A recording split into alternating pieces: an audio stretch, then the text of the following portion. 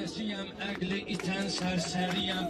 Mən də Allah bəyənən kəlmələrə müştəriyəm.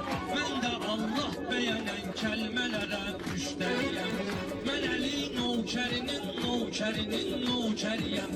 Sidqüleydən deyərəm can Əli aşiqlərinə. Edərəm canımı qurban Əli aşiqlərinə. Ona aşiq deyərəm, qüssə tapıb qəm qorusun. Fani aləmdə vücudunda bir aləm qorusun. Fani aləmdə vücudunda pak aləm qorusun. Əli aşiqləri imanını möhkəm qorusun.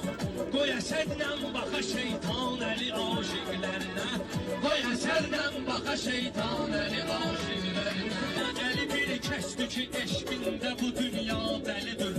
Elə sultandır ki əfzəllərin ən əfzəlidir. Elə sultandır ki əfzəllərin ən əfzəlidir.